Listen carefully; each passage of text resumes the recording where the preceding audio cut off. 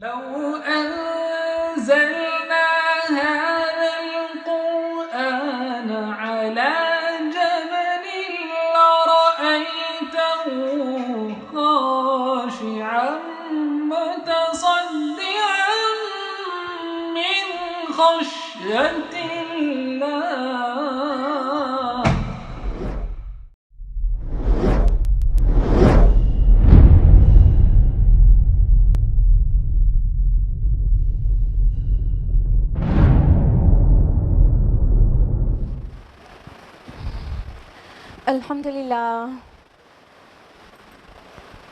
الحمدللہ رب العالمین والصلاة والسلام علی رسولہ الکریم وعلی آلہ واصحابہ اجمعین اما بعد واعوذ باللہ من الشیطان الرجیم بسم اللہ الرحمن الرحیم شہر رمضان الذی انزل فیہ القرآن الناس وبینات من الہدی والفرقان بسم اللہ الرحمن الرحیم رب اشرح لی صدری ویسر لی امری واحلل عقدۃ من لسانی یفقہوا قولی. میرے عزیز بہنوں، آپ سبھی کا درس قرآن مجید میں تہہ دل سے خیر مقدم ہے. السلام علیکم ورحمۃ اللہ وبرکاتہ. کیسے آپ سبھی لوگ؟ الحمدللہ. اللہ تعالیٰ آپ کو اچھا رکھے، بہت خوشحال رکھے، صراط مستقیم پر رکھے اور دنیا اور آخرت دونوں میں آپ کو کامیابی نوازے. آمین. درس قرآن میں کون سی سورہ چل رہی ہے؟ سورہ حج. یاد ہے لاسٹ ٹائم کس آیت تک ہم لوگوں نے تفصیل سے جانا تھا؟ بالکل صحیح، آیت نمبر 24 تک. تو آج ہم لوگ تفصیل سے انشاءاللہ آیت نمبر 25 آنورڈز جانیں گے، لیکن اس سے پہلے چھوٹا سا ریویژن. تو لاسٹ ٹائم ہم لوگوں نے آیت نمبر 16 to 24 کیا تھا، تو لاسٹ ویک کا ہی ریویژن کرا دیتے ہیں، باقی آپ کو اوپر سے تسلسل غالباً یاد ہوگا. تو آیت نمبر 16 میں اللہ تعالیٰ نے فرمایا تھا کہ اسی طرح ہم نے قرآن کو روشن نشانیوں کی شکل میں نازل کر دیا، اور اللہ تعالیٰ جس کو چاہتے ہیں ہدایت دیتے ہیں. دونوں پہلو سے بتا دیا تھا کہ جو ہدایت پانا چاہتا ہے اس کو ملتی ہے، اور اللہ جس کو چاہتے ہیں اس کو دیتے ہیں، مطلب اذن دینا تو اللہ ہی کا کام ہے. اس کے بعد اللہ تعالیٰ نے فرمایا کہ جو لوگ رسول اللہ صلی اللہ علیہ وسلم پر ایمان لائے، اور جو یہودی ہوئے، مجوسی ہوئے اور عیسائی ہوئے اور صابی ہوئے، یہ سب کے سب، اور ان لوگوں کو بھی انکلیوڈ کیا جنہوں نے شرک کیا. تو اللہ تعالیٰ فرما رہے ہیں یہ تمام گروپ آف پیپل کے درمیان اللہ تعالیٰ روز قیامت فیصلہ فرما دیں گے، اور اللہ تعالیٰ یقیناً گواہ ہیں اس چیز کے جو آپس میں یہ جھگڑا کر رہے ہیں. پھر آیت نمبر 18 بہت پیاری سی آیت ہے جس میں ہم لوگوں نے جانا تھا کہ اللہ تعالیٰ فرما رہے کہ کیا تم نے دیکھا نہیں کہ اللہ تعالیٰ کو سجدہ کرتی ہے ہر ایک چیز جو آسمانوں میں اور زمین میں، اور سورج اور چاند اور تارے اور پہاڑ اور درخت اور جانور، اور وَكَثِيرٌ مِّنَ النَّاسِ، اور لوگوں میں سے بھی بہت سارے، اور بہت سارے ایسے بھی ہیں جو عذاب کے مستحق ہو جاتے ہیں، اور اللہ ہی جس کو رسوا کر دے تو اس کے لیے کوئی ہدایت کی جگہ پا سکتے ہیں بھلا؟ نو وے. آیت نمبر 19 میں ہم لوگوں نے جانا تھا کہ یہ جو دو گروہ ہیں، یہ جو اپنے رب کے بارے میں جھگڑا کر رہے ہیں، تو ہاں ان کے متعلق فرمایا دو گروہ کیا مطلب ایک تو مومن ہو گئے اور ایک غیر مومن سبھی. تو ان کے درمیان تو اللہ تعالیٰ مطلب روز آخرت فیصلہ فرما دیں گے، اور جنہوں نے انکار کیا، جنہوں نے کفر کیا، اللہ تعالیٰ نے واضح کہہ دیا کہ ان کے لیے تو جہنم کے کپڑے، آگ کے، جہنم میں آگ کے کپڑے کاٹے بچ جا چکے ہیں، اور ان کے سروں پر کھولتا ہوا پانی بہایا جائے گا. آپ کو بتایا تھا ہم نے کہ کپڑے کاٹے جا چکے ہیں کا مطلب کیا ہے؟ مطلب بالکل عذاب ان کے لیے تیار ہے، بس عذاب میں پہنچنے کی دیر ہے. اور فرمایا کہ نہ صرف آگ کا پہناوا ہوگا بلکہ سروں پر کھولتا ہوا پانی بھی ڈالا جائے گا، جس سے ان کے سر کے اوپر گرم پانی حمیم ڈالا جائے گا، اور آنتیں پوری اندر سے گل کے نکل جائیں گی. اور اتنا ہی نہیں، جب وہ بھاگنے کی کوشش کریں گے تو ان کو بہت بہت وزنی ہتھوڑوں سے مارا جائے گا. تفصیلات لاسٹ ویک ہم نے آپ کو بتائی تھی. تو اور پھر کیا ہوگا کہ وہ اسی میں غم کے مارے اسی میں لوٹیں گے پھریں گے اور ان سے کہا جائے گا کہ اب چکھو عذاب کا مزہ. اللہم لا تجعلنا منہم. پھر سائملٹینیس کنٹراسٹ آیا آیت نمبر 23 میں اور 24 میں کہ پھر وہ لوگ جو لوگ ایمان لائے ہیں اور نیک اعمال کیے ہیں ان کو اللہ تعالیٰ جنتوں میں داخل کریں گے اور اس میں باغات ہوں گے، نہریں ہوں گی، اور ان کو وہاں پر آگ کے کپڑے کاٹے جا چکے کہا گیا. اور یہاں جنتیوں کے لیے رب کی اور رسول کی ماننے والوں کے لیے کہا گیا ان کو وَلِبَاسُهُمْ فِيهَا حَرِيرٌ. ان کے لباس تو کس کے ہوں گے؟ ریشم کے، گہرے ریشم کے، عمدہ لباس. اور ساتھ ہی ان فرمایا کہ یہ ایسے نہیں مل گیا بلکہ ان کی رہنمائی حق بات کی طرف کر دی گئی تھی، قول طیب کی طرف. لاسٹ ٹائم نے ڈیٹیل میں بتایا تھا قول طیب سے مراد بیسیکلی لا الہ الا اللہ محمد رسول اللہ ہے، لیکن اس کے ساتھ وہ اور باقی سارے کلمات بھی انکلیوڈ کر ہی سکتے ہیں، جیسے کہ سبحان اللہ، الحمدللہ، اللہ اکبر، لا حول ولا قوت الا باللہ وغیرہ وغیرہ. اور ان کی رہنمائی کر دی گئی تھی اس حمید کی راہ کی طرف. تو لاسٹ ویک ہم لوگوں نے اتنا جانا تھا. یہ تھا آیت نمبر 24 تک کا ریویژن سورۃ الحج کا، اور اب ہم لوگ تفصیل سے جانیں گے آیت number 25 onwards. Then let's start. اعوذ باللہ من الشیطان الرجیم، بسم اللہ الرحمن الرحیم. ان الذین کفروا ویصدون عن سبیل اللہ والمسجد الحرام. یقیناً وہ لوگ جنہوں نے کفر کیا اور وہ روکتے ہیں لوگوں کو اللہ کے راستے سے اور مسجد حرام سے. الذی جعلناہ للناس سواء العاکف فیہ والباد. جس کو ہم نے سب لوگوں کے لیے مساوی قرار دیا ہے، خواہ اس میں مقیم ہو یا باہر سے آنے والے. ومن یرد فیہ بالحاد بظلم. اور جو کوئی ارادہ کرے اس میں کسی ٹیڑھی راہ کا ظلم کے ساتھ، نذقہ من عذاب علیم. اسے ہم مزہ چکھائیں گے دردناک عذاب کا. اب اللہ تعالیٰ فرما رہے ہیں، پہلے تو یہاں پہ جو چینج آیا مضمون میں اس کو محسوس کریے. انٹروڈکشن میں سورج کے آپ لوگوں کو بہت ڈیٹیل میں ہم نے بتایا تھا کہ یہ سورہ کا مکی اور مدنی ہونے پہ ایک تو اختلاف ہے، اور جو موسٹ پرومیننٹ اوپینین ہے وہ کیا ہے کہ اس کا کچھ پورشن مکی ہے اور کچھ مدنی. تو ابھی لاسٹ ویک تک آپ لوگوں نے جو سنا ہے وہ پورا مکی پورشن تھا، اور اس آیت سے دیکھیے آپ کو انداز سے ہی سمجھ میں آ جائے گا آیت نمبر 25 سے کہ مناسک حج کے متعلق باتیں ہونے لگیں جو کہ مطلب شریعت کب نازل ہوئی ہے؟ مدینہ میں نا، مکہ میں تو صرف ایمانیات پر بات ہوئی ہے، اور شریعت اور احکام شریعت خصوصاً عبادات کے متعلق احکام شریعت وہ سب کچھ مدینہ میں نازل ہوا ہے. تو اب یہ مناسک حج کے متعلق ڈیٹیلز آ رہی ہے اور اس کی بگننگ ایک دم سے ہو گئی ہے. تو یہ آیت نمبر 24 سے آیت نمبر 25 میں ایک بہت بڑا ڈفرینس آپ کو محسوس ہو رہا ہوگا. تو اب یہاں سے جو آیات ہیں وہ نرے مدنی نیچر کی ہیں. تو یہاں سے پورا رکوع آپ کو ملے گا جو حج کے متعلق تفصیلات ہیں. اور یہ حسن اتفاق ہے نا، جب ہم لوگ نے سورہ حج اسٹارٹ کی تھی تو وہ حج کا مہینہ تھا، اور ابھی ہم لوگ اگلے مہینے میں آ چکے ہیں. تو کیا اللہ تعالیٰ نے فرمایا آیت نمبر 25 میں کہ وہ لوگ جنہوں نے کفر کیا اور وہ روکتے ہیں لوگوں کو اللہ کے راستے سے اور مسجد حرام سے.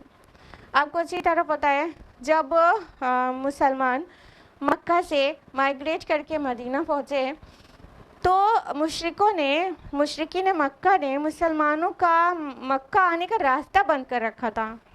یعنی کہ کئی سال تو رسول اللہ صلی اللہ علیہ وسلم بھی اور مسلمان بھی آ نہیں سکے، لیکن آپ کو پتہ ہے کہ 6 ہجری میں عمرے کے ارادے سے نکلے تھے تو حدیبیہ کے مقام پر ان کو روک دیا گیا اور ریٹرن کر دیا گیا. یہ سب چیز سے آپ لوگ بخوبی واقف ہیں کیونکہ درس سیرت بھی آپ سنتی ہی رہتی ہیں. تو ان کی بات ہو رہی ہے.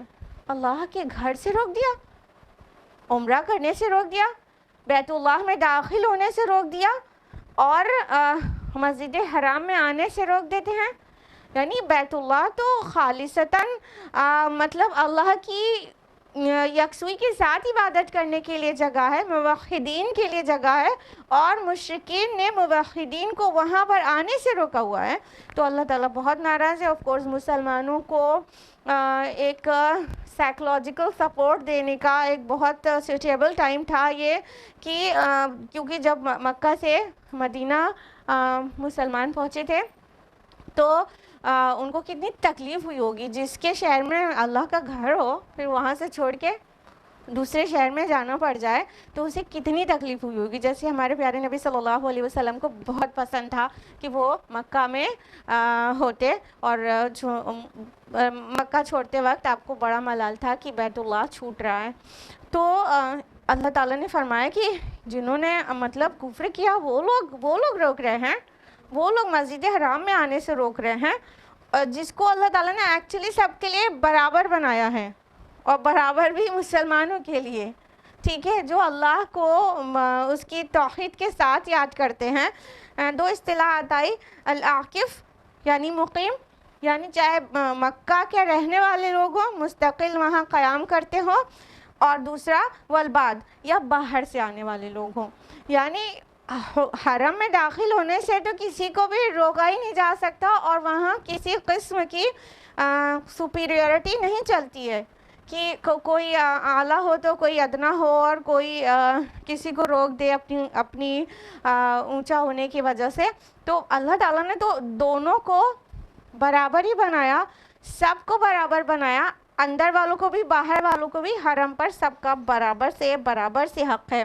یہ الگ بات ہے کہ آج کل تھوڑا وی آئی پیز کو وی آئی پی رو میں حرم میں بھی رکھا جاتا ہے اور پروٹیکشن دیا جاتا ہے, یہ الگ بات ہے.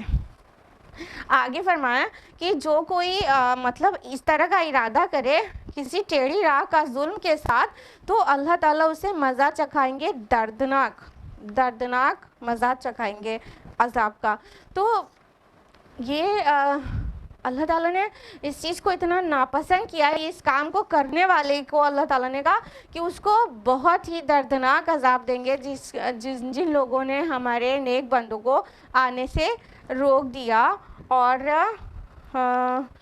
ان کے راستے کی رکاوٹ بن گیا ہے. بالحاد جو لفظ ہے, یہ الحاد ورڈ سے آپ لوگ بالکل اویئر ہوں گے نا. الحاد ایتھیزم کو کہتے ہیں سم ٹائمز نا, الحاد جو خدا کو مانتے ہی نہیں, there is no God at all کہتے ہیں. تو الحاد اسے یہ وہی روٹ ہے جو لحد سے ہے. لحد کا معنی ہوتا ہے بغلی قبر, تو جو ترچی بنی ہوتی ہے اندر سے, تو جو یعنی ٹیڑھ. تو یہاں پر جو بالحاد آیا ہے اس کا مطلب ہے جو کج روی کرنے والے ہیں, جن کے مزاج میں ٹیڑھ ہے اور پھر ظلم کرتے ہیں. جبکہ وہ جگہ کیا ہے, نرے امن کی جگہ ہے. وہاں امن کا یہ حال ہے کہ اللہ تعالیٰ نے اس کو مطلب حرم بنایا ہے, ہر طرح کی فسق و فجور اور ہر چیز وہاں پر حرام ہے, یہاں تک کہ پودا بھی اکھاڑنا وہاں منع ہے. تو اتنی امن کی جگہ ہے, یہاں تک کہ کسی کی کوئی چیز گر گئی ہو حرم میں, حدود حرم میں, تو اس کو اٹھانا بھی منع ہے. اور اگر کسی کو پتہ ہو کہ یہ کس کی ہے اور میں وہاں تک پہنچا دوں گا تو یہ الگ بات ہے, ادروائز گری ہوئی پڑی ہوئی چیز کو اٹھانا بھی منع ہے. اس درجے میں حرم کی, حدود حرم کی حرمت رکھی ہے اللہ تعالیٰ نے. لیکن لوگوں نے کیا کیا, کجروی اختیار کی اور اللہ کے گھر آنے سے روکا, اپنے الحاد کجروی کی وجہ سے اور ظلم کے ساتھ, جبکہ ظلم وہاں ایک دم بہت زیادہ والا حرام ہے. آیت نمبر 26 ہے, وَإِذْ بَوَّأْنَا لِإِبْرَاهِيمَ مَكَانَ الْبَيْتِ, اور جب ہم نے معین کر دی ابراہیم کے لیے اپنے اس گھر کی جگہ, اللہ تشرک بی شیئا وطہر بیتی للطائفین والقائمین والرکع السجود. فرمایا کہ اور حکم دیا کہ میرے ساتھ کسی چیز کو شریک نہ کرنا اور میرے اس گھر کو پاک رکھنا طواف کرنے والوں کے لیے اور قیام اور رکوع اور سجدہ کرنے والوں کے لیے. تو اب دیکھیے اب اس کا فاؤنڈیشن کیسے ہوا تھا یا یوں کہیں اس کی تعمیر کیسے ہوئی تھی, اس کی تفصیلات آ رہی ہیں کہ یہ گھر جو ہے وہ ابراہیم علیہ السلام کا بنایا ہوا گھر ہے جو بیت اللہ دیکھ رہے ہیں. لیکن یہاں پہ جو بات نوٹ کرنے والی ہے وہ یہ کہ اللہ تعالیٰ نے فرمایا وَإِذْ بَوَّأْنَا, یہ بَوْن سے ہے جس کا معنی ہوتا ہے لوٹنا, چیزوں کو ہموار کرنا اور سازگار کرنا, برابر کرنا. تو ابراہیم علیہ السلام نے ایکچولی خانہ کعبہ کی فاؤنڈیشن نہیں رکھی تھی, فاؤنڈیشن پر اس کی تعمیر کی تھی. اللہ تعالیٰ نے ان کو یہ مینشن کیا کہ ایکچولی اس کی فاؤنڈیشن کہاں پہ ہے, وہاں پہ پہنچایا اور انہیں واضح کیا کہ فاؤنڈیشن یہاں پہ اس کی تعمیر اس کے اوپر ہونا ہے. مطلب ابراہیم علیہ السلام did not put the foundation of حرم of خانہ کعبہ. In fact he raised the foundation. انہوں نے بنیاد ڈالی نہیں تھی, بنیاد کے اوپر بلڈنگ بنائی تھی. ٹھیک ہے, تو ابراہیم علیہ السلام کے سے پہلے بھی یعنی ابھی سے 4000 سال پہلے اور ہمارے نبی صلی اللہ علیہ وسلم سے 2500 سال پہلے بھی جو ابراہیم علیہ السلام نے کعبہ بنایا تھا تو بنیاد نہیں ڈالی تھی, اس کی بنیادوں پر کھڑا کیا تھا, بنیادوں پر کھڑا کیا تھا. یہ بیت عتیق ہے, بہت پرانا گھر ہے اور اس کی مطلب ہسٹری بھی ہسٹری کو بھی نہیں پتا کہ یہ کتنا پرانا ہے. تو ابراہیم علیہ السلام نے اس کی بنیادوں کے اوپر اس کی تعمیر کی تھی. تو اللہ تعالیٰ نے فرمایا کہ اور جب ہم نے معین کر دی تھی ابراہیم کے لیے اپنے گھر کی جگہ, آپ کو پتہ ہے خانہ کعبہ کتنی بلیسڈ پلیس پر ہے, اور وہ مطلب بالکل سینٹر آف دا ارتھ ہے. وہ نارتھ پول سے بھی اتنا ہی ڈسٹینس آئے گا, ساؤتھ پول سے بھی اتنا ہی ڈسٹینس آئے گا. مطلب اللہ تعالیٰ نے وہ اپنی بہت بلیسڈ پلیس کو ابراہیم علیہ السلام کو بتایا تھا کہ ایکچولی ہمارا گھر یہاں پر ہے اور یہاں بننا ہے. تو ابراہیم علیہ السلام نے اس کی تعمیر کی. آپ سب کو پتہ ہے سورہ بقرہ میں تفصیل سے آپ نے پڑھا ہوگا کہ ابراہیم علیہ السلام اور اسماعیل علیہ السلام نے مل کر خانہ کعبہ کی تعمیر کے اوپر اس کی عمارت بنائی تھی. اور اللہ تعالیٰ نے واضح کر دیا کہ یہ کس لیے بنایا گیا تھا, اللہ تشرک بی شیئا, کہ میرے ساتھ کسی کو شریک نہ کرنا. اب یہ خانہ کعبہ کے ساتھ شرک کا میٹر کیوں آیا؟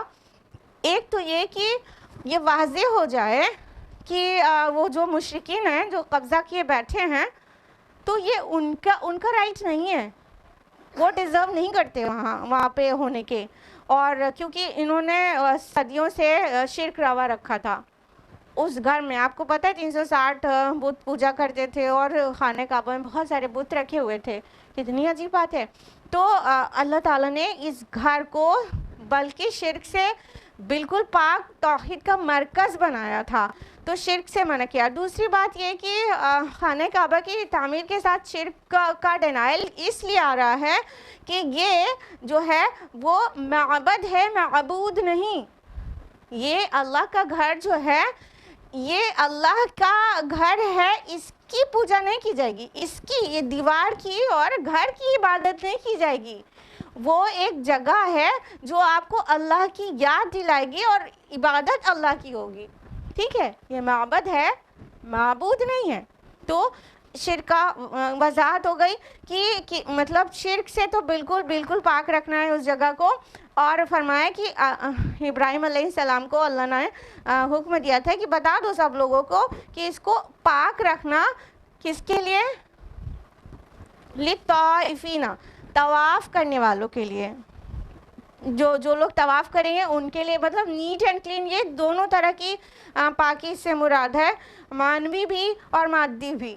یعنی ان کلین بھی نہ رہے. اور الحمدللہ ابھی بھی حرم میں جا کے دیکھیے تو صفائی کا کیا نظام ہے, سبحان اللہ, دل خوش ہو جاتا ہے نا. اور اس کے علاوہ یہ مادی صفائی ہو گئی, اور ظاہر بات ہے معنوی صفائی کا یہی مطلب کہ وہاں شرک بالکل نہیں. تو اللہ تعالیٰ نے حکم دیا تھا پاک رکھو کس کے لیے؟ طواف کرنے والوں کے لیے، جو موحد ہیں، جو اللہ تعالیٰ کو ایک ہو کر عبادت کرنے، ایک سمجھ کر عبادت کرنے والے ہیں، اور قیام کرنے والوں کے لیے یہ قائمین آیا ہے تو یہ پلیورل ہے قیام کرنے والوں کے لیے، تو جو قیام کریں گے کھڑے ہو کے نمازیں پڑھیں گے، اور رکوع اور سجدہ کرنے والے کے بعد رکوع سجود، اور رکوع سجود ایک ساتھ آیا ہے، رکوع اور سجدے کے درمیان واو نہیں آیا ہے، سیپریٹ نہیں کر رہا ہے، تو اس کا مطلب ظاہر ہے صلاح پڑھنا ہو گیا۔ تو جو جھکنے والے ہیں، سجدہ کرنے والے ہیں، قیام کرنے والے ہیں، یہ ساری چیز کیا ہو گئی؟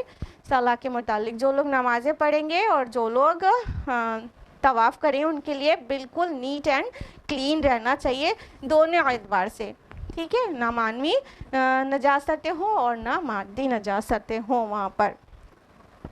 آیت نمبر 27 ہے وَأَذِّن فِي النَّاسِ بِالْحَجِّ، اور لوگوں میں حج کی منادی کر دو، یأتوک رجالا وعلی کل ضامر یأتین من کل فج عمیق، آئیں گے آپ کے پاس لوگ پیدل بھی اور بڑے لاغر اونٹنیوں پر بھی، اور جو پہنچیں گی دور دراز کی وادیوں میں سے ہو کر۔ جب ابراہیم علیہ السلام خانہ کعبہ کی تعمیر کر چکی ہے تو اللہ تعالیٰ نے ان کو حکم دیا کہ اب تم حج کی منادی کرو۔ سبحان اللہ، نہ ان کے پاس لاؤڈ اسپیکر، نہ ان کے پاس میڈیا آج والا جو ہم انفارمیشن ایج میں رہ رہے ہیں، ایک چیز ایک جگہ پہ بول رہے ہوتے ہیں اور ساتھ سمندر پار کوئی آرام سے سن رہا ہوتا ہے، انفیکٹ دیکھ بھی رہا ہوتا ہے نا، نہ ان کے پاس مائکرو فون، نہ ان کے پاس اس طرح کا میڈیا، اور ابراہیم علیہ السلام کو اللہ تعالیٰ نے حکم دیا کہ آپ منادی کر دو لوگ حج کے لیے آئیں۔ اب کیسے کیا ہوگا یہ تو اللہ تعالیٰ ہی بہتر جانے۔ بعض مفسرین نے یہ لکھا ہے کہ حج کی منادی ابراہیم علیہ السلام نے کہا یا اللہ میں جب حج کی منادی کروں گا تو وہ لوگ سنیں گے کیسے، کون سنائے گا ان کو، کیونکہ آپ جان رہے ہیں نا کہاں پہ اس کی تعمیر ہوئی ہے؟ بے آب و گیا وادی میں، وادی غیر ذی زرع میں، نہ کوئی وہاں پودا اگ رہا ہے اور نہ کوئی پانی کا چشمہ ہے اور نہ کوئی مطلب کسی قسم کی ویجیٹیشن ہے اور نہ کوئی رہائش۔ آف کورس جب یہ لائف کی جو بیسک نیڈز ہیں وہ نہیں رہیں گی تو کیسے؟ تو ایسی جگہ پر اللہ تعالیٰ کہہ رہے ہیں یہاں پہ بناؤ، اور وہاں بنانے کے بعد کہہ رہے اب اناؤنسمنٹ کر دو لوگ حج کے لیے آئیں۔ تو جب ابراہیم علیہ السلام نے، مفسرین نے لکھا ہے واللہ علم کہاں سے ٹیکن ہے، کہ ابراہیم علیہ السلام نے کہا کون سنے گا میرے اعلان کو، کون سنائے گا میری آواز ان کو؟ تو اللہ تعالیٰ نے فرمایا کہ میں سناؤں گا۔ تو یہ اللہ پاک ہی بہتر جانے کہ ابراہیم علیہ السلام نے کس وے میں اناؤنس کیا تھا اور کس طرح لوگوں نے سنا تھا۔ بعض کا کہنا ہے کہ جب ابراہیم علیہ السلام نے اناؤنس کیا تھا تو ہر حج کے شوقین کو وہ آواز سنائی پڑی تھی، اور ظاہر بات ہے حج ایسی عبادت ہے جب تک دل میں شوق نہ ہو، ذوق نہ ہو، مقدر نہیں ہوتی۔ جب انسان بالکل تڑپ جاتا ہے کہ مجھے جانا ہے، تب جا کے کہیں اللہ تعالیٰ کی مرضی اس کے ساتھ شامل ہو جاتی ہے، تب جا کے وہ انسان کو نصیب ہوتا ہے حج۔ تو بعض کا کہنا ہے کہ سنی تھی لوگوں نے اور تڑپ کے آئے تھے۔ تو بہرحال یہ مختلف آراء ہیں مختلف مفسرین کی، لیکن اللہ تعالیٰ نے ان کو منادی کرنے کو بولا تو تھا۔ ہم لوگ اتنے مادہ پرستانہ سوچ رکھتے ہیں، ہم لوگ سوچے ایسے کہتے ہیں ہو ہی نہیں سکتا، پہنچ ہی نہیں سکتا، لیکن یہ اللہ تعالیٰ کی مرضی ہے کہ وہ کس طرح لوگوں تک پہنچاتا ہے۔ فرمایا اللہ تعالیٰ نے کہ جب آپ منادی کرو گے تو لوگ آئیں گے، پیدل بھی آئیں گے، یعنی جن کے پاس اسباب نہیں ہوگا کہ وہ سواری لے کے آئیں تو پیدل بھی چلے آئیں گے، اور آئیں گے لاغر اونٹنیوں پر سوار۔ رجالن ورڈ یوز ہوا ہے پیدل کے لیے، رجلن پیر کو کہتے ہیں، ٹھیک ہے، اور راجلن پیدل چلنے والے کو کہتے ہیں۔ یہاں رجال مین کے لیے نہیں آیا ہے، آدمیوں کے لیے نہیں، رجال رجلن مینس مین ہوتا ہے، تو رجال مینس مین ہوتا ہے، پلیورل آف مین۔ لیکن یہ جو رجالن ورڈ آیا ہے یہ رجلن سے نہیں آیا ہے، پیر سے، مطلب وہ مین سے نہیں آیا، پیر سے آیا ہے. رجلن مینس پیر ہوتا ہے اگر آپ کو پتا ہو عربی زبان میں. تو رجالن مطلب وہ لوگ جو پیدل چل کے آئیں گے، those who would come on foot. ٹھیک ہے. تو اور والا کل دامرن، یہاں دامرن جو ورڈ آیا ہے اس کا مطلب ہوتا ہے دبلا پتلا، اسکنی بالکل. تو لوگ آئیں گے دبلے پتلے اونٹوں پہ سوار ہو کر. اس سے کیا منظر کشی کی گئی ہے؟ یہ بتایا گیا ہے کہ لوگ جو آئیں گے اتنی دور دراز سے آئیں گے کہ ان کی سواریاں لاغر اور کمزور ہو گئی ہوں گی، بالکل اس کے نہیں اتنی کمزور، اتنی دور دور سے لوگ آئیں گے کہ اونٹ سفر کر کر کے ایک دم کمزور ہو چکا ہوگا. اور کہا کہ آئیں گے اور دور دراز کی گھاٹیوں سے ہوتے ہوئے آئیں گے. یعنی یہاں جو کل فج عمیق آیا ہے، فج معنی ہوتا ہے ویلی، پہاڑوں کے درمیان کی گزرگاہ، ویلی، وادی. تو مکہ تو ہے ہی پورا پہاڑی علاقہ، تو جدھر سے بھی راستے آئیں گے وہ ویلی سے نکل کے آنا پڑے گا. تو یہ پوری منظر کشی کر دی گئی کہ حج کی منادی کر دو، میرے مطلب حج کے شوقین بندے میری عبادت کے لیے آئیں گے، ایٹ اینی کاسٹ آئیں گے. اور آج بھی یہ دیکھیں نا ایک عجیب سی دیوانگی پائی جاتی ہے حج کے متعلق، یہ ہم اس کو اپریشیٹ نہیں کر رہے ہیں. لیکن آپ دیکھیے کہ ایک پرسن نماز نہیں پڑھتا ہے لیکن حج پہ جانے کے لیے بے قرار رہتا ہے. ہم یہ نہیں کہہ رہے نماز نہیں پڑھے اور حج پہلا فرض ہے، نہیں. جب شہادہ کے بعد سب سے پہلا فرض تو صلاح ہے نا. تو ایک آدمی جو اپنے نماز کے لیے بھی پابند نہیں رہتا، فجر میں سویا پڑا رہتا ہے، لیکن حج پہ جانے کی دیوانگی رہتی ہے اس کو. یہ ایک عجیب سی فیلنگ ہے جو اللہ پاک نے شاید رکھی ہے مومنوں کے اندر. آیت نمبر 28 میں فرمایا لِيَشْهَدُوا مَنَافِعَ لَهُمْ، تاکہ وہ حاضر ہو اپنی منفعت کی جگہوں پر. وَيَذْكُرُوا اسْمَ اللَّهِ فِي أَيَّامٍ مَّعْلُومَاتٍ عَلَىٰ مَا رَزَقَهُم مِّن بَهِيمَةِ الْأَنْعَامِ، اور اللہ کا نام لے معین دنوں میں ان مویشیوں پر جو اس نے انہیں عطا کیے. فَكُلُوا مِنْهَا وَأَطْعِمُوا الْبَائِسَ الْفَقِيرَ، تو اس میں سے خود بھی کھاؤ اور خستہ حال محتاجوں کو بھی کھلاؤ. اللہ تعالیٰ فرماتے ہیں حج کے لیے حاضر ہو تو کیا ہو، لِيَشْهَدُوا مَنَافِعَ لَهُمْ. منافع جو ورڈ آیا ہے یہ منفعت کا پلیورل ہے، یعنی فائدے. تو اللہ تعالیٰ فرما رہے ہیں کہ اپنے فائدے کے لیے حاضر ہو. کیسے کیسے فائدے ہیں پتہ ہے آپ کو حج میں؟ صرف دینی اور روحانی فائدے نہیں ہیں، بہت سارے مادی اور ظاہری فائدے بھی ہیں، بہت سارے. آپ نوٹ کرنے بیٹھ جائیے تو شاید آپ کی قلم رکے نا. انسان حج کے لیے جاتا ہے تو اس کو دینی فائدہ کیا کیا ہوتا ہے دیکھیے. پہلی بات تو جانے سے پہلے سب سے معافی مانگتا ہے، اپنے کو پیوریفائی کرتا ہے اور سارے علائق دنیاوی سے الگ ہوتا ہے، اور اپنا بہت سارا مال خرچ کرتا ہے جس سے اس کا نفس پاک ہو رہا ہوتا ہے. دینی فائدے بہت سارے. اور پھر وہ جاتا ہے اور ایک عالمگیر اجتماع میں شامل ہوتا ہے. دنیا کے کس بھی لوگوں کو annual gatherings without any call, without any publicity, without any announcement and lots of publicity کہیں میسر ہی نہیں ہے.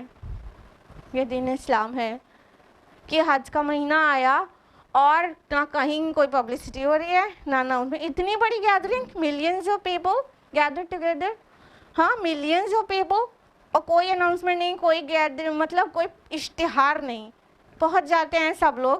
تو یہ اینول گیدرنگ ہے. تو جب دنیا کے ہر خطے سے لوگ پہنچتے ہیں وہاں پر تو ظاہر بات ہے کہ ایک وہ لوگ اپنے اپنے الگ الگ کلچر کو لیے پہنچتے ہیں، لوگوں کی ایک دوسرے سے ملاقات ہوتی ہے، دنیا بھر کے کلچر کا پتہ چلتا ہے.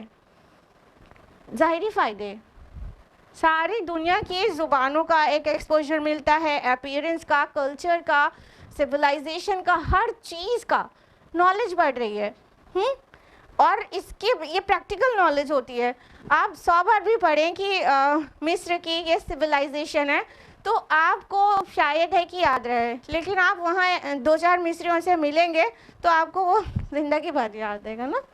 تو دنیا بھر کے لوگوں سے ملنا، پھر اس کے بعد ان لوگوں ان سے اپنا کلچر کا ایک دوسرے کو ایکسچینج ہونا، جاننا، اور نہ جانے کتنے پھر وہاں جو اللہ کا گھر دیکھنے کے بعد جو ہارٹ پیوریفائی ہوتا ہے، جو تقویٰ میں اضافہ ہوتا ہے، اور واقعتاً جس کو حج مبرور نصیب ہوتا ہے، وہ واپس آنے کے بعد ایک دم بدلا ہوا انسان ہو جاتا ہے. وہ ساری غفلتیں اس کی دور ہو جاتی ہیں اور اس کی ساری بری عادتیں غائب ہو جاتی ہیں.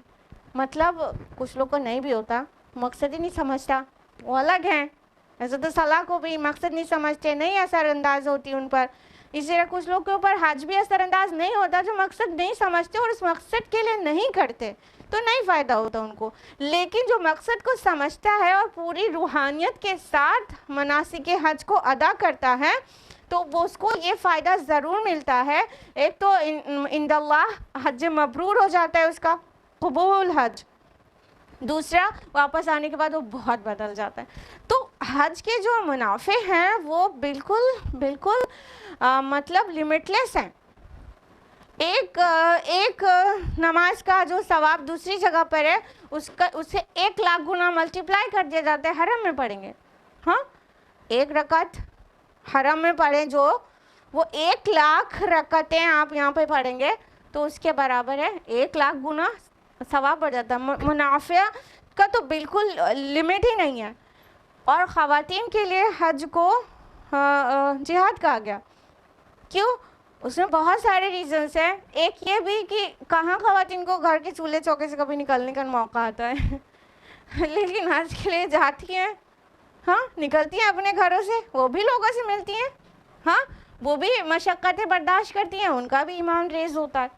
بہت سارے اور ریزنز ہیں جو حج کو اللہ کے رسول نے خواتین کے لیے ان کا جہاد کا ہے. تو اس میں ہم نے آپ کو ایک ریزن یہ الگ سا بتایا. تو جو اس کے فوائد ہیں، منافع ہیں، اس کا تو لسٹ آپ بناتے بناتے تھک جائیں.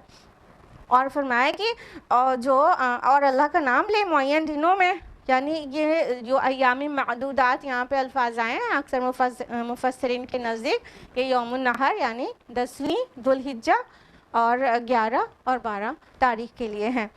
اور کہا کہ ان میں مویشی جو عطا کیے گئے ہیں ان کے اوپر نام لیں. اس سے صاف پتہ چلا کہ قربانی کے لیے اللہ کا نام لینا ضروری ہے، اور جس قربانی پر اللہ کا نام نہ لیا جائے تو ظاہر ہے وہ حلال نہیں ہوگی. اور اس قربانی کے لیے کہا خود بھی کھائیں لوگ اور خستہ حال محتاج کو بھی کھلائیں. اس سے کیا پتہ چلا؟ قربانی کے گوشت کو کھانے میں کوئی قباحت ہم کو محسوس نہیں کرنی چاہیے. آپ نے کبھی لوگوں کے بارے میں سنا ہوگا، ہم نے سنا ہے، جانتے بھی ہیں، قربانی کا گوشت نہیں کھاتے ہیں نا، مارکیٹ سے خریدا ہوا کھاتے ہیں، گھر میں ہی قربانی ہوتی تو نہیں کھاتے ہیں. یہ گندی بات ہے، مستحب ہے. تو مفسرین میں تو اس میں فقہاء میں تو اس میں اختلاف ہے کہ خود کھانا اور مسکین کو کھلانا، کوئی چیز کو ایک دونوں کو فرض کہتے ہیں، ایک کو فرض دوسرے کو مستحب کہتے ہیں، دونوں کو مستحب کہتے ہیں. امام ابو حنیفہ دونوں چیز کو مستحب کہتے ہیں، خود بھی کھانے کو مستحب اور فقراء کو کھلانے کو بھی مستحب.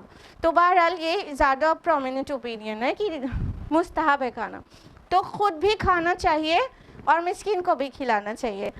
اب یہاں پہ ایک چیز آپ لوگ سوچ رہے ہوں گے، تو یعنی خود کھانا چاہیے، مسکین کو کھلانا چاہیے اور رشتہ داروں پڑوسیوں کو نہیں دینا چاہیے. کیا ہم لوگ تو دے دیتے ہیں. تو ہمیں صحابہ کے عمل سے پتہ چلے گا کہ نہیں، رشتہ داروں کو بھی جو مسکین نہیں ہیں ان کو بھی دے سکتے ہیں ہدیے کے طور پر. اور صحابہ کا یہی عمل تھا. ابن مسعود رضی اللہ عنہ یہ تینوں طرح سے ڈویژن کرنے کے لیے بولتے تھے، اور ابن عمر رضی اللہ عنہ وہ اس طرح عمل کرتے تھے کہ جو قربانی کا گوشت ہوتا تو وہ پریفر کرتے کہ 1/3 خود کھائیں، 1/3 نیبرز کو دیں اور 1/3 مساکین کو دیں، غریبوں کو دیں. تو ان سبھی کو دیا جا سکتا ہے. تو وہ قابل لوگ انورٹڈ کاماس جو کہتے ہیں قربانی قرآن میں کہاں مذکورہ ہے ہی نہیں قرآن میں، تو ان کو یہ آیت پڑھ لینی چاہیے. آیت نمبر 29 ثم لیعقدوا تفشہم، پھر چاہیے کہ وہ دور کرے اپنے میل کچیل. وَلْيُوفُوا نُذُورَهُمْ وَلْيَطَّوَّفُوا بِالْبَيْتِ الْعَتِيقِ، اور اپنی نظریں پوری کریں اور اس قدیم گھر کا طواف کریں۔ اب احرام کی جو پابندیاں ہیں اس سے باہر آنے کا ذکر ہو رہا ہے۔ 10 ذوالحجہ کو 4 اعمال فرض ہیں، ایک تو رمی جمار، دوسرا نحر یعنی قربانی، تیسرا حلق اور چوتھا طواف۔ یہ 4 چیزیں 10 ذوالحجہ کو کرنا فرض ہیں۔ جب یہ چاروں چیزوں سے فارغ ہو جائیں تو اب احرام کی جو پابندیاں تھیں اس سے باہر آنے کی اجازت اسے دے دی گئی۔ تو احرام میں جو جتنی چیزیں منع تھیں، نہ ناخن کتر سکتے ہیں، نہ بال کتر سکتے ہیں، نہ خوشبو لگا سکتے ہیں، نہ مطلب پاکی حاصل کر سکتے ہیں اس قسم کی، تو کہا گیا تو اب یعنی 10 ذوالحجہ کو اب احرام کی جو پابندیاں اس سے باہر آئیں اور اپنے میل کچیل دور کریں۔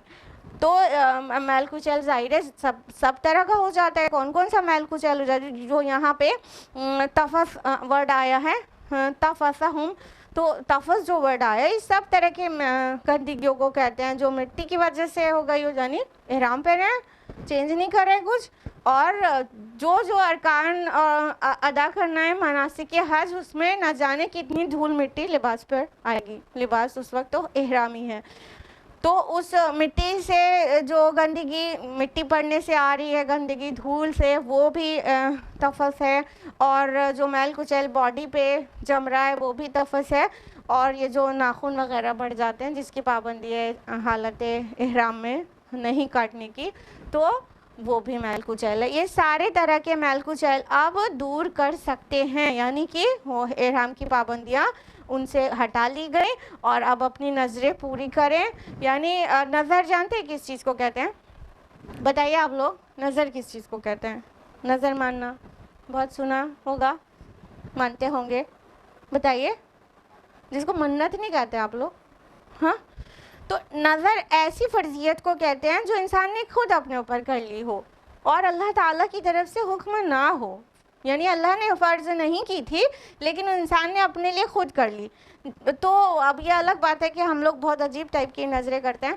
تو بہرحال یہ نظریں پوری کریں، یہاں پہ جو مراد ہے تو وہ یہ کہ جو ایڈیشنل اس نے پلان کر لیا ہو عبادات کا اس کو پورا کریں، ایڈیشنل اس کے اوپر کوئی قربانی لاحق ہو گئی ہو تو اس کو پورا کریں، جو ایڈیشنل چیزیں ہو گئی ہیں تو اس کو آپ پورا کریں، اور اس قدیم گھر کا طواف کریں۔ یعنی کہ اللہ تعالیٰ فرما رہے کہ اب طواف کرنے کا وقت آ گیا اور اپنی نظریں پوری کرنے کا وقت آ گیا۔ تو 3 طرح کے طواف ہوتے ہیں نا، ہاں، تو وہ ان میں سے جو مین طواف ہے اس کی بات ہو رہی ہے۔ تو طواف زیارہ، تو طواف زیارہ کرنے کا وقت آ گیا ہے، اور ساتھ میں کیا کرنا ہے؟ اپنی نظریں پوری کرنا ہے۔ جو مطلب کوئی نظر ایکسٹرا مان لی ہو، کر لی ہو، تو اس کو آپ فلفل کریں۔ اور فرمایا اور اس بیت العتیق جو آیا اس قدیم گھر کا طواف کریں۔ تو عتیق لفظ وہ خانہ کعبہ کے لیے کیوں آتا ہے بیت العتیق؟ عتیق کے کئی معنی ہوتے ہیں اسلام میں۔ تو بیت العتیق کا ایک تو معنی ہوا قدیم گھر، بہت پرانا، اینشنٹ ہاؤس، جو مطلب بہت پرانا ہو۔ تو ہم نے ابھی آپ کو بتایا کہ تاریخ خود عاجز ہے کہ اس کی تاریخ کیا ہے حرم کی، ٹھیک ہے؟ تو وہ قدیم گھر ہے، ڈاؤٹ ہی نہیں ہے۔ اس کے علاوہ بیت العتیق کا ایک معنی ہوتا ہے معزز و مکرم گھر، ٹھیک ہے؟ تو وہ معزز ہے اور وہ مکرم ہے۔ بیت العتیق کا معنی محفوظ گھر بھی ہوتا ہے، تو وہ محفوظ ہے، آپ کو پتہ ہے کہ وہاں پر کسی بھی قسم کی ظلم، وہاں کسی بھی قسم کے ناجائز چیزیں بالکل منع ہے، اور اس کے علاوہ ڈسٹریکشن سے بھی وہ گھر محفوظ ہے، اور خانہ کعبہ کو یاجوج ماجوج بھی نہیں منہدم کر پائیں گے۔ صرف ایک دم قرب قیامت میں خانہ کعبہ ڈھایا جائے گا۔ اللہ کے نبی کی حدیث ہے نا کہ میں دیکھ رہا ہوں ایک حبشی، کالا حبشی وہ جو چھوٹی پنڈلیوں والا ہے وہ خانہ کعبہ کو گرا رہا ہے، یعنی رسول اللہ صلی اللہ علیہ وسلم کو دکھا دیا گیا وہ کون تھا، ٹھیک ہے. وہ بالکل قرب قیامت ہی یہ ہوگا، ادروائز یاجوج ماجوج بھی حدود حرم میں داخل نہیں ہو پائیں گے اور خانہ کعبہ کو نقصان نہیں پہنچا پائیں گے. تو یہ اس کا یہ بھی مطلب ہو گیا کہ وہ بہت ہی محفوظ گھر ہے، اور آزاد گھر بھی کہہ سکتے ہیں بیت العتیق کو، کیونکہ وہ آزاد ہے، وہ کبھی بھی اس طرح سے مطلب اس کے اوپر کسی کا قبضہ نہیں ہو پایا ہے کبھی بھی، تو اس لیے وہ آزاد گھر بھی ہے. تو بیت العتیق کے بہت سارے معنی ہوتے ہیں اور وہ سارے ہی معنی سوٹیبل ہیں خانہ کعبہ کے لیے. تو فرمایا اس کا طواف کرے. آیت نمبر 30 ہے ذَلِكَ وَمَن يُعَظِّمْ حُرُمَاتِ اللَّهِ فَهُوَ خَبَرُ اللَّهُ عِندَ رَبِّهِ. یہ سن چکے. اور جو کوئی تعظیم کرے اللہ کی حرمتوں کی تو اس کے لیے بہتر ہے اس کے رب کے نزدیک. وَأُحِلَّتْ لَكُمُ الْأَنْعَامُ إِلَّا مَا يُتْلَى عَلَيْكُمْ. اور حلال کر دیے گئے تمہارے لیے تمام چوپائے سوائے اس کے جو تمہیں پڑھ کر سنا دیے گئے. فَاجْتَنِبُوا الرِّجْسَ مِنَ الْأَوْثَانِ وَاجْتَنِبُوا قَوْلَ الزُّورِ. تو تم بچو بتوں کی گندگی سے اور بچو جھوٹی بات سے. اب اللہ سبحانہ تعالیٰ فردر فرما رہے ہیں کہ یہ تو ڈیٹیلز تو جان، مناسک حج کے بارے میں تم نے جان لیا، سن لیا. اب تم جان لو کہ اگر حرمات اللہ کی جو کوئی تعظیم کرے گا تو وہ اسی کے لیے بہتر ہے اس کے رب کے نزدیک، یعنی وہ ذریعہ بنے گا اپنے رب کا قرب پانے کا. اب حرمات اللہ کیا ہیں؟ حرمت والی چیزیں کیا ہیں؟ تو حرمت، پہلی بات تو اس کا معنی سمجھنا چاہیے. حرام کس کو کہتے ہیں؟ پروہیبیٹڈ تھنگس کو، جو منع ہوتی ہے حرام وہ چیزیں کہتے ہیں. حرمت بھی وہی ہے کہ کوئی بھی طرح کا ظلم، زیادتی اور کسی قسم کی بھی نیگیٹو چیزیں سے جو جہاں پر منع ہو، تو یہ حرمات اللہ ہے. تو اللہ کی حرمات بہت ساری چیزیں ہیں، اس کو وہ ساری چیزیں ہیں جو کہ اللہ تعالیٰ کی تقرب کے لیے اور اس کی طرف محبت کے لیے اللہ کی جانب منسوب ہوتی ہیں. وہ ساری چیزیں جو محبت اور تقرب کے لیے اللہ کی طرف منسوب کی جائیں وہ حرمات اللہ ہیں. کیا کیا چیزیں؟ اول تو خانہ کعبہ ہو گیا، یہ حرمت والا گھر ہے. ہر نیگیٹو چیز وہاں بالکل حرام ہے، اور وہ بالکل مطلب اسی لیے اس کی حرمت ہے. جس چیز کی تعظیم کرتے ہیں اس کی کہتے ہیں نا حرمت، کیونکہ اس کی تعظیم کرنا، اس کے ساتھ کوئی چھیڑ چھاڑ نہیں کرنا ہے. تو اور کیا ہے؟ پورا ہی مطلب مسجد حرام. اس کے علاوہ البلد الحرام، پورا مکہ شہر، وہ بھی حرمت والا شہر ہے. ہاں، اس کے علاوہ الشہر الحرام، یعنی حرمت والے مہینے کتنے ہیں؟ 4 ہیں، ٹھیک ہے. اس کے علاوہ المشعر الحرام، یعنی مکانی اعتبار سے مزدلفہ، وہ بھی حرمت والی جگہ ہے. اس کے علاوہ اور بھی بہت کچھ ہو سکتا ہے، جیسے احکام الہی، جیسے کتاب اللہ، جیسے اللہ کے مقرب بندے، ملائکہ، انبیاء، صدیقین، شہداء وغیرہ. تو اور جتنے دینی کتب ہیں، یہ ساری جو چیزیں ہیں یہ اللہ کی حرمات ہیں. یہ ان کا تکریم کرنا چاہیے، ان کا احترام کرنا چاہیے. یہ کیسی چیزیں ہیں جن کا احترام کرنا چاہیے. تو اللہ تعالیٰ نے فرمایا جو اللہ تعالیٰ کی حرمات کا احترام کرتا ہے، تعظیم کرتا ہے، اس کا خود کا فائدہ ہے، وہ اپنے لیے کرتا ہے، وہ اپنے آپ کو اپنے رب کے نزدیک لے جاتا ہے. تو جو لوگ ان سبھی چیزوں کی تعظیم کرتے ہیں، اس سے کیا پتہ چلتا ہے؟ ان کا تقوی ریز ہو رہا ہے نا، ان کا ہارٹ پیوریفائی ہو رہا ہے. اس کو دوسرے سے فائدہ تو بعد میں ہوگا، اس کو خود بہت فائدہ ہے، تو وہ اپنے لیے ہے، تو اسی کے لیے بہتر ہے. اور فرمایا حلال کر دی گئے تمہارے لیے تمام چوپائے سوائے اس کے جن کے نام تم کو سنا دیے جائیں گے یا سنا دیے گئے ہیں ایون. تو سارے چوپائے مویشی، یہاں پہ انعام ورڈ آیا ہے نا، تو انعام آپ کو پتہ ہے مویشیوں کو کہتے ہیں. کون کون سے جانور آتے ہیں انعام میں؟ جلدی سے بتائیے. اونٹ، گائے، بکری اور بھیڑ. یہ 4 جانور مویشی انعام کہلاتے ہیں. اس میں اونٹ کا ہونا ضروری ہے، اونٹ نہیں ہوگا تو انعام نہیں کہلائیں گے.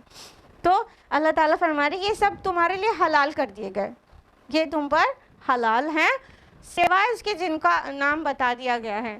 تو ہم کو پتہ ہے کہ کون سا جانور حرام ہے. کون سا؟ خنزیر، ٹھیک ہے، وہ حرام ہے. اس کے علاوہ سورہ مائدہ کی آیت نمبر 3 میں باقی حلال جانوروں کے بھی حرام ہونے کے سارے کنڈیشنز بیان کی گئے. جو اونچائی سے گر کر مر گیا ہو، جو گلا گھٹنے سے مر گیا ہو، یعنی حلال مویشی بھی اگر مر جائیں گے ذبح کرنے سے پہلے تو وہ حرام ہو جائیں گے. تو وہ تفصیلات مطلب آج ہمارے نالج میں ہے. تو فرمایا فَاجْتَنِبُوا الرِّجْسَ، تو اجتناب کرو بتوں، گندگی سے، خصوصاً بتوں کی. یہ فَاجْتَنِبُوا جو ورڈ ہے یہ جنب سے ہے. اس کا مطلب ہوتا ہے پہلو، مطلب اپنا پہلو بچاؤ، اپنے آپ کو بچاؤ. ایبسٹین فرام فلتھ، گندگی سے اپنے کو بچاؤ. اور رجز مطلب گندگی. من الاوثان، اوثان جو ورڈ آیا ہے وہ وثن کا پلیورل ہے. تو وثن کس کو کہتے ہیں؟ اسٹیچو کو، مورتی کو، بت کو، ٹھیک ہے. لیکن ایک لفظ اور آتا ہے اس کے لیے، وہ صنم. you must have heard about it نا. صنم، صنم میں مورتی ہوتی ہے، بت ہوتا ہے. دونوں میں ڈفرینس کیا ہے؟ یہ جو وثن ہے جو یہاں پہ ورڈ آیا اوثان، اس کا پلیورل. وثن اینشنٹ اسٹیچو کو کہتے ہیں، یوزولی پتھر کی مورتی کو، ٹھیک ہے. اور جو صنم ہے، صنم کسی بھی مینوفیکچرڈ آئیڈلس کو کہتے ہیں، جو کہ لکڑی کی بھی ہو سکتی ہے، سونے چاندی کی بھی ہو سکتی ہے، کسی میٹل کی ہو سکتی ہے. اب تو وہ اس کی بھی ہوتی ہے مٹی کی، کانچ کی، ٹھیک ہے. تو وہ جو ہے وہ صنم ہے اور وہ مینوفیکچرڈ ہے. دونوں میں ایک اور ڈفرینس کر سکتے ہیں اگر چاہیں، وہ یہ کہ دیکھیے 2 طرح کے مورتیاں پوجی جاتی ہیں. ایک تو پورے جیسے ہندوستان والے ہیں، پورا کسی غیر اللہ کو کسی انسان یا جانور سے تشبیہ دے کے اس کی طرح بنا دیتے ہیں، ٹھیک ہے. تو یہ صنم کہلائے گا. اور دوسرا ہوتا ہے ہندوستان میں وہ ٹائپ کبھی کبھی شرک موجود رہتا ہے، وہ یہ کہ کوئی بھی پتھر اٹھایا اس کو مقدس بنا دیا اور وہ پوجا جانے لگا. تو یہ پوجے جانے والے پتھر کہہ سکتے ہیں. تو یہ جو وثن ہے یہ پوجے جانے والے پتھر ہیں، اور جو صنم ہے یہ تصویر بنائی ہوئی کوئی نہ کوئی انسان یا کسی جانور کی تصویر میں اس کے قالب میں ڈھال کر بنائی گئی مورتی ہے، ٹھیک ہے. تو کہا گیا کہ بتوں کی گندگی سے بچو. یعنی اللہ تعالیٰ نے یہ جو خانہ کعبہ ہے یہ بالکل حج اور ایام حج اور پورا حدود حرم میں جتنی بھی زیارتیں کی، یہ سب چیز سے تمہارے اندر توحید اترنا چاہیے. اور اب بچاؤ اپنے آپ کو بتوں کی گندگی سے. اس کو رجس کہا ہے کیونکہ ظاہر بات ہے جو توحید ہے وہ اصل ہے، اور اس کے علاوہ شرک گندگی ہے. تو فرمایا کہ بتوں کی گندگی سے بچو اور جھوٹ بات سے بچو. قول زور، قول زور کس کو کہتے ہیں؟ زور سے آپ کا ایک روٹ کا ایک ورڈ زیارت بھی آپ جانتے ہیں، کیسے نکلا ہے پتہ ہے؟ زیارت ورڈ جانتے نا؟ زیارت مینس کیا ہوتا ہے؟ ٹو وزٹ سم ویئر نا، کسی چیز کو وزٹ کرنے کو زیارت کہتے ہیں نا. تو یہ ایکچولی زور جو ہے یہ سینے کا اوپری حصہ کہلاتا ہے. تو جب ہم کسی سے ملتے ہیں تو سامنے سے ملتے ہیں نا، گلے لگتے ہیں، سامنے سے ملتے ہیں کہ پیٹ گھما کر ملتے ہیں. ہاں، جب کسی کی زیارت کرتے ہیں، کہیں جاتے ہیں تو فرنٹ سے ملتے ہیں نا، فرنٹ اپنا اس کی طرف کرتے ہیں جس سے ملنا ہوتا ہے یعنی جس کی زیارت کرنا ہوتا ہے. تو یہ جو ہے زور اس طرح سے ہے کہ جب ہم کسی سے ملتے ہیں تو اپنا فرنٹ بینڈ کرتے ہیں towards someone who is in front of اس نا, تو اوپر کے حصے سے مڑ کر ملنا. تو اسی سے نکلا ہے قول زور جھوٹ بات, کہ جھوٹ بات ایسی ہوتی ہے جو مڑی ہوئی ہوتی ہے, ٹیڑھی میڑھی کی ہوئی ہوتی ہے, وہ سیدھی بات نہیں ہوتی ہے. جھوٹ ہمیشہ سچ کو موڑ دیا جائے تو جھوٹ بنتا ہے نا, وہ سیدھا تو نہیں ہوتا. تو قول زور اس کو کہتے ہیں, جھوٹ بولنا, توڑنا مروڑنا, توڑ مروڑ کر بات کو پیش کرنا. تو قول زور سے بچیں. تو جو قول زور ہے اس میں ٹاپ پر تو شرک ہے اور اس کے علاوہ سارے جھوٹ مراد ہیں. شرک سب سے بڑا جھوٹ ہے کہ نہیں ہے, اور اس کے بعد سارے جھوٹ مراد ہیں. تو قول زور سے بچانا ہے اپنے کو. آیت نمبر 31 ہے, حنفاء للہ غیر مشرکین بہ, یکسو ہو جاؤ اللہ کے لیے اس کے ساتھ کسی کو شریک نہ کرتے ہوئے. ومن یشرک باللہ فکأنما خر من السماء, اور جو کوئی اللہ کے ساتھ شرک کرے گا تو وہ ایسے ہے جیسے کہ آسمان سے گر پڑا.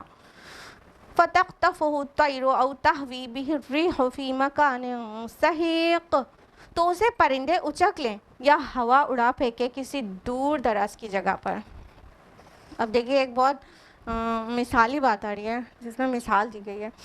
فرمایا حنفاء للہ, یکسو ہو جاؤ اللہ کی طرف, اللہ کے لیے. جو یہ حنفاء ورڈ جو آیا ہے مطلب ابراہیم علیہ السلام کو حنیف کہا جاتا ہے نا, ابراہیم حنیفہ, اس کا مطلب یکسوئی ہوتا ہے. اور یکسوئی مطلب نو ڈسٹریکشنز, فوکس ہونا کسی پرٹیکولر چیز پر, نو بائسنس, کسی پرٹیکولر چیز پر فوکس ہو کر یکسو ہونا. تو جب مطلب حنیف انسان کیسے ہوگا, جب کوئی بائسنس نہ ہو اس کے اندر, منافقت نہ ہو, فوکسڈ ہو. تو اللہ تعالیٰ نے فرمایا کہ یکسو ہو جاؤ اللہ کے لیے اور اس کے ساتھ شریک نہ کرتے ہوئے. مطلب یہی تو سب سے بڑی بات ہے, صبح کے اذکار میں پڑھتے ہیں نا کہ ابراہیم علیہ السلام کے دین پر صبح کی ہے جو مشرک نہ تھے. ہاں یہی صبح کے شام کے اذکار میں پڑھتے روز روز. تو شرک نہ کرتے ہوئے خالص ہو کر اللہ تعالیٰ کی عبادت میں لگ جاؤ. اور جو کوئی شرک کرتا ہے تو اب اس کی مثال بیان کی گئی ہے کہ تم نے سمجھا کیا کہ شرک چھوٹا موٹا گڑبڑ ہے اور چھوٹے موٹے نقصان کی بات ہے؟ نہیں. جو کوئی اللہ کے ساتھ شرک کرتا ہے تو وہ ایسے جیسے آسمان سے گر پڑا. اب تھوڑا تصور کیجئے گا بات کو. اور اس کے بعد اسے پرندے اچک لیں یا ہوا اڑا پھینکے بہت دور دراز کی جگہ پر. مکان سحیق آیا ہے تو دور دراز کی جگہ پر ہوا اٹھا کے پھینکتے. اب یہ جو آسمان سے گر پڑے, ایکچولی یہ آسمان سے کا مراد عرب میں ایسے کہا جاتا تھا, کوئی پہاڑ سے گر جاتا تھا تو اس کو آسمان سے گرا ہوا کہتے تھے. آپ تھوڑا سا امیجن کریے کہ کوئی پہاڑ سے جب گرنے لگتا ہے تو اس کی حالت کیا ہوتی ہے اول تو. پھر اس کے اوپر وہ گر رہا ہو تو شکاری پرندے اس پر اٹیک کر دیں اور اس کی بوٹی بوٹی تک نوچ دیں, اور اسے اگر یا تو پھر ہوا اتنی تیز چل رہی ہو, جھکڑ والی ہوا چل رہی ہو, اس کی لاش جو بھی بچی ہے اس کو دور دراز کی جگہ پر لے کر ایسی جگہ پر پھینک دے جہاں پر کوئی بھی مطلب اسے پا ہی نہ سکے. اب یہ جو ہے ایک طرح کا بہت انسلٹنگ وے بتایا جا رہا ہے کہ کسی کا خاتمہ ہو. انسلٹنگ اس لیے کہ اہل عرب اس چیز کو مطلب دفنانے کو پسند کرتے تھے. جب انسان مر جائے تو یہ یہاں تو ہوا اڑا کے کہیں پھینکے دے رہی ہے, وہ دفنایا کہاں جا پا رہا ہے. دوسری بات, اس چیز کو بہت مطلب انسلٹنگ اور دردناک سمجھا جاتا تھا کہ لاش کو دفنایا نہ جائے اور پرندے کھا جائیں اس کو. تو یہ اتنا ڈسگسٹنگ اور انسلٹنگ چیز ہے کہ انسان شرک کرتا ہے تو لٹ جاتا ہے، برباد ہو جاتا ہے، اور کوڑی کی بھی اس کی عزت نہیں بچتی، اسے نقصان ہی نقصان ہے۔ دوسری بات، بعض مفسرین نے اس کو تشبیہ دی ہے، جو شکاری پرندے کہہ رہے اچک لے جائیں، تو اس کا مطلب ہے یہ شکاری پرندے مطلب شیطان یا گمراہ کرنے والے انسان، یعنی اللہ کی رسی چھوڑی، اللہ کا کڑا، توحید کا کڑا چھوڑا، تو اب تو شیطان کا نوالا بننا ہی بننا ہے۔ جس نے توحید چھوڑ کر شرک میں ملوث ہوا تو اس نے اللہ تعالیٰ کے ایک مضبوط کڑے کو چھوڑ دیا، تو اب اسے شیطان یا تو اچک لے جائے گا یا گمراہ کرنے والے انسان آسانی سے اسے گمراہ کر لیں گے۔ اور یہ جو ہوا کا جو جھکڑ والی ہوا اسے اڑا لے جائے، تو اس سے مراد لیا ہے بعض مفسرین نے نفس سے۔ اللہ کی توحید سے انسان ہٹا تو خواہش نفس میں ہی تو مبتلا ہوتا ہے، پھر اس کے پاس طاقت نہیں رہتی نا، پھر نفس اسے جس طرف لے جاتا ہے وہ اس طرف چلا جاتا ہے۔ جب نفس کے اندر سے کوئی بات ابھرتی ہے اس کے آگے ہاتھ جوڑ کر کھڑا ہو جاتا ہے اور اس کو پوری کر دیتا ہے، تو وہ بالکل ہیلپ لیس ہو گیا وہ انسان جس نے اللہ تعالیٰ کی توحید کا کڑا چھوڑ دیا۔ تو پھر اب نفس بھی اسے مطلب جہنم میں لے جا کر ہی چھوڑے گا، اور شیطان اور گمراہ کرنے والے انسان وہ بھی اسے جہنم میں پہنچا کر ہی دم لیں گے۔ تو یہ ہے کہ توحید کے بعد جو شرک میں پڑتا ہے وہ اس بری طرح سے برباد ہوتا ہے، وہ جہنم کے علاوہ کوئی ٹھکانہ نہیں بچے گا۔ ساتھ میں جو مکان سحیق کہا گیا ہے، دور دراز کی جگہ، تو سحیق مینس مطلب the place that is far away, یہ بھی ہوتا ہے، ان نون پلیس بھی ہوتا ہے، اور سحق سے بھی ہے جس کا مطلب ہوتا ہے پیسنا، یعنی کوئی اتنی اونچائی سے گرے کہ وہ چکنا چور ہو جائے، ٹوٹ پھوٹ کے بالکل ٹکڑا ٹکڑا ہو جائے، تو وہ یہ معنی بھی لیا جا سکتا ہے، یعنی ایسی جگہ گرے کہ وہ پورا چتھڑا ہو جائے اس کا جسم۔ تو یہ شرک کی ایک مثال دی گئی ہے کہ شرک اتنا غلیظ گناہ ہے۔ آیت نمبر 32، ذَلِكَ وَمَنْ يُعَظِّمْ شَعَائِرَ اللَّهِ فَإِنَّهَا مِنْ تَقْوَى الْقُلُوبِ، یہ سب کچھ تم نے سن لیا، اور جو اللہ کے شعائر کی تعظیم کرے گا تو یقیناً یہ دلوں کی تقوی کی بات ہے۔ اب اللہ تعالیٰ فرما رہے ہیں کہ اب جو بھی ابھی تمہیں سارے کام بتا دیے گئے، اب یہ سمجھ لو کہ اگر تم شعائر اللہ کی تعظیم کرتے ہو، شعائر ورڈ شعیرہ کی جمع ہے، شعیرہ مطلب ہوتا ہے نشانی، علامت، ٹھیک ہے، اور یہ شعور سے بھی تعلق رکھتا ہے، یعنی ہر وہ چیز شاعر اللہ ہے جس کو دیکھ کر اللہ کی یاد آئے، شعور میں ریکال ہو جائے اللہ، تو ہر وہ چیز، ہر وہ جگہ، ہر چیز شاعر اللہ ہے جو اللہ کی یاد دلاتی ہے۔ اب چلیے کاؤنٹ کریے اللہ کے شاعر۔ نمبر 1، جس چیز کا آج درس ہو رہا ہے، قرآن مجید، سب سے زیادہ قرآن ہی اللہ کی یاد دلاتا ہے نا، ٹھیک ہے۔